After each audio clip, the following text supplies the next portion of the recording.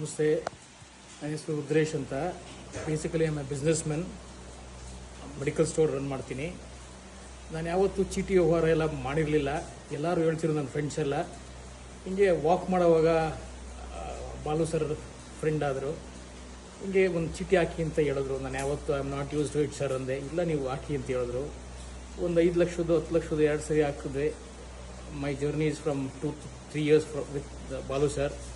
ನನಗೇನಂತ hard ಆಗ್ತಿಲ್ಲ. ನಾನು ಏನು ಸೇವಿಂಗ್ಸ್ ಮಾಡ್ತೀನೋ ಅಲ್ಲಿ ಆಗ್ತಾ ಇದ್ದೀನಿ ಅಷ್ಟೇ. ಮೊದಲು ಯಾರಾದರೂ ಕೇಳಿದ್ರೆ ನನ್ನ ದುಡ್ಡಿಗೆ ಬಡ್ಡಿ ಕೊಡೋರಿಲ್ಲ, ನಾನು ಯಾಕೆ ಚೀಟಿ ಹಾಕ್ತೀನಿ ಅಂತಿದ್ವಿ.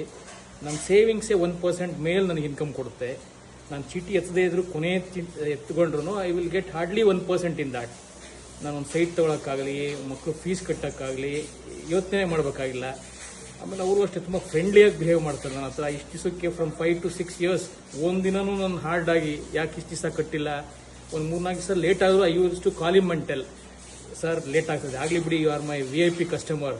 ಬೇರೆಯವ್ರ ಹತ್ರ ಎಲ್ಲ ಹೆಂಗಿರ್ತಾರೋ ನನ್ನನ್ನು ಮಾತ್ರ ಅಷ್ಟು ಚೆನ್ನಾಗಿ ಫ್ರೆಂಡ್ಲಿಯಾಗಿ ನೋಡ್ಕೋತಾರೆ. ನಂದು ಏನೇ ಒಂದು ನೋವು ಏನಾದರೂ ಹೇಳಿದ್ರು you will give positive results for me. I am really thankful to him. Especially ಚೀಟಿ ಅಂದರೆ ನನಗೆ ಯಾವುದು, ನನ್ನ ಮಗ MBBS ಓದ್ತಾ ಇದ್ದಾನೆ. ಅವನು ಹಾರ್ಡ್ಲಿ 20 lakhs ಇಯರ್ಲಿ ಕಟ್ಟಬೇಕು. ನನಗೊಂದು ಚೀಟಿ ಇರೋದು ಒಂದು ಧೈರ್ಯ.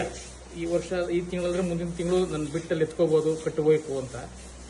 I am really happy to have. Thank you sir.